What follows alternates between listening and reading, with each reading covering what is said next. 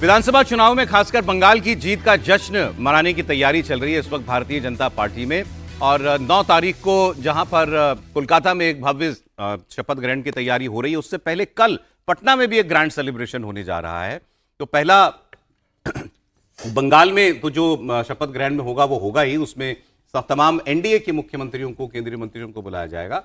कल सम्राट चौधरी के मंत्रिमंडल का विस्तार होने जा रहा है, कई नए लोगों को सरकार में जगह मिलेगी और उनके अपनी जो शपथ हुई थी वो एक लो की अफेयर था, लोक भवन में किया गया था, उसमें ज्यादा लोग नहीं आए थे, बाहर का तो कोई भी नहीं आया था, तो इसलिए कल उसको एक भव्य रूप देने की कोशिश की जा रही है। ये आप पटना के गांधी मैदान की तस्वीरें हैं वो आप देख रहे हैं। तो जो काम पहले नहीं उस वक्त हो पाया वो अब किया जा रहा है। उस वक्त एक संदेश ये भी नहीं बीजेपी देना चाहती थी कि भाई नीतीश कुमार जी ने इस्तीफा दिया है, अब वो दिल्ली आ गए हैं, तो उस वक्त उसको सेलिब्रेट किया जाता तो कहीं एक तबका नाराज ना हो जाता कि नीतीश जी की विदाई का कहीं सेलिब्रेशन तो नहीं हो रहा है। लेकिन अब बंगाल ने वो एक मौका वो भी दे दिया है। तो कल पटना में पहले मंच सजेगा और उसके बाद फिर कोलकाता में 9 तारीख को जो है वो मंच सजने जा रहा है। इसकी तैयारियां पूरी हो रही हैं। तो एक बार समीर जी से हम जान लेते हैं, पटना वाले प्रोग्राम में भी बता रहे हैं प्रधानमंत्री जाएंगे। बिल्कुल, प्रधानमंत्री जा रहे हैं। बिहार के जो भारतीय जनता पार्टी के अध्यक्ष बने नितिन नवीन रहेंगे, अमित शाह जी वहाँ जाने वाले हैं और बड़े स्तर पर गांधी मैदान पे इसकी तैयारियां शुरू कर दी गई है शपथ ग्रहण के लेकर। और ये कहा जा रहा है कि भारतीय जनता पार्टी से 12 कैबिनेट, मतलब 3 से लेकर 30 की संख्या हो जाएगी। अभी 3 है, एक मुख्यमंत्री और 2 उप मुख्यमंत्री अभी हैं, अब 30 हो जाएंगे टोटल। मतलब 12 भारतीय जनता पार्टी से विधायक मंत्री बनेंगे, 11 जो है जनता दल यूनाइटेड से बनने वाले हैं, 2 चिराग पासवान से बनेंगे, 1 जीतन राम मांझी से बनेगा और 1 राष्ट्रीय लोकतांत्रिक मोर्चा उपेंद्र कुशवाहा की पार्टी के बनेंगे। तो फिलहाल ऐसी खबर है कि 30 लोग अभी शपथ ग्रहण करेंगे। 6 की कुर्सी खाली रखी जाएगी, भविष्य में किसी को एडजस्ट करना होगा तो उसको किया जाएगा। तो ज़्यादातर पुराने ही चेहरे को रखा जाएगा। मतलब जो छोटे क्षेत्रीय दल है, चिराग पासवान ने कह दिया कि हमारे जो पहले मंत्री थे वही मंत्री रहने वाले, मांझी अपने बेटे को ही बनाने वाले, राष्ट्रीय लोकतांत्रिक मोर्चा से उपेंद्र कुशवाहा भी अपने बेटे को ही मंत्री बनाने वाले हैं, उसमें कोई विवाद नहीं है। भारतीय जनता पार्टी में भी बहुत बड़ा परिवर्तन होने नहीं वाला है। नीतीश कुमार की पार्टी के भी संजय झा ने कहा है कि ज्यादातर हमारे पुराने मंत्री बनेंगे। तो देखना होगा कि भारतीय जनता पार्टी में क्या किसी नए चेहरे को मौका इस बार और मिलता है, जो नीतीश कुमार के समय थे उन्हीं को शामिल किया जाता है। लेकिन एक भव्य समारोह होगा, प्रधानमंत्री मोदी खुद वहां जा रहे हैं, तो ये बताता है कि इस बार, क्योंकि पिछली बार नीतीश कुमार के कारण समारोह नहीं किया गया था। हाँ, तो इस बार एक बड़ी घटना थी जो बड़ी खामोशी से गुजर गई, बीजेपी का बिहार में मुख्यमंत्री बनना।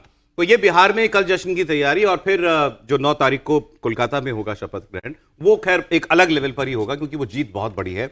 मैं आपको ममता बनर्जी का लेकिन एक बयान दिखाता हूं। कल उन्होंने कहा कि मैं इस्तीफा नहीं दूंगी, मैं नहीं हारी हूं, मेरी मॉरल विक्ट्री है। तो उन्होंने तो इनकार कर दिया, उन्होंने कहा मैं लोक भवन भी नहीं जाऊंगी, गवर्नर से भी नहीं मिलूंगी। तो क्या कभी ऐसा हुआ है कि किसी चीफ मिनिस्टर ने चुनाव हारने के बाद इस्तीफा देने से मना कर दिया हो? लोक भवन गए, स्टालिन भी नहीं थे, उन्होंने राज्यपाल को मिलकर इस्तीफा नहीं दिया लेकिन इस्तीफा दे दिया। लेकिन ममता बनर्जी तो इस्तीफा देने से ही इनकार कर रही है सीधे सीधे। सुनते हैं।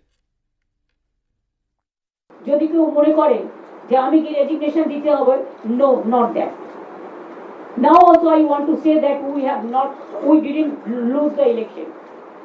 ইট is there forceful attempt to defeat us. Officially they may through election commission can defeat us, but morally I am telling you that we won the election. तो वो एक तरफ वो अजीबोगरीब बयान दे रही हैं और आरोप लगा रही हैं कि मुझे मारा पीटा गया, चीफ मिनिस्टर को मारा गया। अब वो मुख्यमंत्री पद से इस्तीफा देने से भी इनकार कर रही हैं। क्या अब फिर आप कहेंगे आप सीरियस हो रहे हैं इस बात को लेकर के? सर, एक चीफ मिनिस्टर, अब सिटिंग चीफ मिनिस्टर थी, वो इस किस्म की बात कहेंगी तो नहीं बात होगी? नहीं, वो अपनी पोस्चरिंग कर रही है अपने कार्यकर्ताओं में कि भाई मुझे बेईमानी से हराया गया है या जो सब है उसका है। बाकी कोई बहुत मैं उसको सीरियस नोट पे नहीं लेता इस दृष्टि से भी कि यदि कॉन्स्टिट्यूशन के हिसाब से भी देखें तो एक तो अभी इलेक्शन कमिश्नर ने गवर्नर्स को अपनी लिस्ट भेज दी है, तो वो नई असेंबली बन जाएगी तो वैसे ही बात खत्म हो गई। 7 तारीख को वैसे भी इस विधानसभा का कार्यकाल खत्म हो रहा है, तो उनके इस्तीफा देने नहीं देने से कोई बड़ी जरूरत। विजय जी, सवाल इसका नहीं है कि सीरियसली लें या नहीं लें, ये मुझे लगता है बहुत गंभीर मामला है। ये अराजकता की अपनी पराकाष्ठा है, भारत के अंदर किसी ने नहीं किया है। स्टालिन भी हारे ना तो जाकर के उन्होंने, कोई भी नहीं करता सामान्य तौर पे, कभी कोई ऐसा नहीं करता। तो आप ऐसे लोगों को इसेंट्रिक कहेंगे, पागल कहेंगे, क्या कहना चाहेंगे? ये कह देना तो बहुत आसानी से एक लीवे दे देना है कि भाई अरे उनको बात को कोई गंभीरता से नहीं ले, बिल्कुल ये गंभीरता से ले जानी चाहिए। ट्रंप जब कर रहे थे व्हाइट हाउस में, तो क्या वहां के लोगों ने उसको गंभीरता से नहीं लिया था? दुनिया ने उसे क्या सामान्य रूप में देखा था? क्या नहीं देखा था? एक एक करके एक प्रेसिडेंट बनाते जा रहे हैं। आप ये पहली बार हुआ ऐसे- कि एक मुख्यमंत्री कह रही है कि मैं एक कह रहा है इस्तीफा कि हम हारे हैं जिस कारण से। श्रीमती गांधी भी यहाँ नहीं थी ना चुनाव, श्रीमती गांधी भी यहाँ करके बहुत और शालीनता ये से वो जाकर लोग हैं जो उन्होंने जाहिर कर डेमोक्रेसी दिया में था। भरोसा रखने की बात देंगी। करते यहाँ हैं। सारी बातें लोकतंत्र की रक्षक के नाम वैसे पे आजकल नए नए प्रेसिडेंट्स बन रहे हैं ना। अभी एक मुख्यमंत्री गए थे, जेल में रह के सरकार चलाई थी। तो फिर आप तो फिर इस तरह से फिर आप नए नए बोलिए। प्रेसिडेंट्स बनते जा रहे हैं। मैं तो फिर इसीलिए कहता हूं, थोड़ा ये कठिन और कठोर शब्द है, ये इसेंट्रिकपन है, ये मत छिन्नता इसको हम कह सकते हैं। आप इस ढंग से आप इसे कहेंगे कि इसे आप काडर को मोटिवेट करने के लिए कर रहे हैं, आप अराजकता पैदा करने की कोशिश कर रहे हैं। अब ये ठीक है, ये आप अराजक चाहते हैं कि बंगाल के अंदर अराजकता पैदा हो और पूरी दुनिया फिर उसको बाद में कहे कि अच्छा, भारत के अंदर जो अभी जो चुनाव हुआ था वो तो वाकई उसमें तो चुनाव आयोग की बहुत गंदी भूमिका रही थी। वहां तो चुनाव का हरण हो कितने जाता है। एनार्किस्ट होंगे भाई? लेकिन एक छत के नीचे कितने एनार्किस्ट रहेंगे? सौरभ जी, अरविंद इसको- केजरीवाल पहले थे, वो खुद को कहते थे। ठीक बात। इनको आप कह रहे हैं, राहुल गांधी भी लगभग वही हैं। इसको थोड़ा सा मतलब संदर्भ वैसे देखें, थोड़ा सा ब्रॉडर पर्सपेक्टिव में देखें तो समझ में आएगा। पूरा चुनाव शांतिपूर्ण बीत गया। केंद्रीय अर्धसैनिक बल चुनाव आयोग के निर्देश पर बड़े अच्छे से काम हुआ। लगभग कुछ नहीं हुआ, एक कांग्रेस कार्यकर्ता की हत्या हुई जो बहुत गलत था। ममता बनर्जी ने जब ये कहा कि मुझे लात मारी गई, एक झूठ बोला। इतना झूठ क्यों ममता बनर्जी बोल नहीं, पता नहीं, कि अगर लात मारेंगे हर्षवर्धन तो आज के समय में हर्षवर्धन जी ये भी जोड़ लीजिए कि चुनाव के दिन ममता जी 2 बजे तक कह रही थी कि हमारे कार्डर्स लोग खड़े रहें, शाम तक परिणाम हमारे ही पक्ष में आएगा। बिल्कुल ठीक बात है। मैं तो उसके आगे की बात कर रहा हूं कि आप पूरा शांतिपूर्ण चुनाव हुआ। जब ममता बनर्जी कहती कि मुझको लात मारी गई, आप जरा सोचिए, ममता बनर्जी जैसी ताकतवर नेता अगर कहेगी कि उसको पुलिस वालों ने, अर्धसैनिक बलों ने लात मार दिया तो क्या होगा? फिर उसके बाद वो कह रही हैं कि मैं इस्तीफा नहीं दूंगी क्योंकि मैं हारी नहीं हूं, हराई गई हूं। अब आप कल्पना कीजिए, 15 वर्षों से जिसने ममता बनर्जी का वो रूप देखा है कि शक्तिशाली महिला, ताकतवर महिला, अभिषेक बनर्जी का डायमंड हार्बर मॉडल, हालांकि वो उनके चेहरे पे हॉरर की तरह दिख रहा है वो, तो क्या होगा? वही होगा जो बंगाल में हुआ।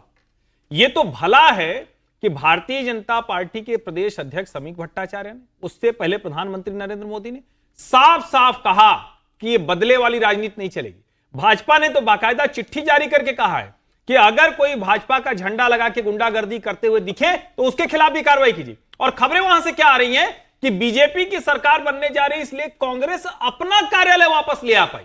हाँ, ये खबर, ये तस्वीर भी चल रही है। अब कल्पना कीजिए बंगाल कैसे चलता है।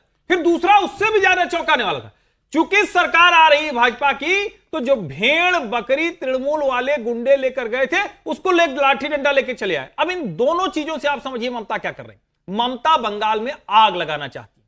ममता उन घुसपैठियों को, उन बांग्लादेशियों को, उन गलत तरीके से रह रहे लोगों को उत्तेजित करना चाहती। वो सड़क पर फिर से वही सब करना चाहती हैं जिसके लिए बंगाल बदनाम किया इन लोगों ने। बंगाल ऐसा कभी नहीं था। बंगाल की क्रांति, बंगाल की चेतना वो दूसरी तरह की थी। इसको आप नॉन सीरियस मत लीजिए। ये कह देना कि ठीक है आज 6 तारीख हो गई, कल तो विधानसभा खत्म हो जाएगी, लेकिन क्या इतना भी सामान्य शिष्टाचार नहीं होगा कि जो महिला इतने लंबे सांसद, विधायक, मंत्री, मुख्यमंत्री, जाने क्या क्या नहीं, वो महिला कह रही नहीं मैं त्यागपत्र नहीं दूंगी, और टीवी पर ये बहस करनी पड़ रही है जो संविधान के और लीगल एक्सपर्ट है कि आखिर बताइए संविधान का 164 क्या कहता है। अरे भाई वो तो संविधान तो कहता ही कहता, अब उसकी व्याख्या हो रही।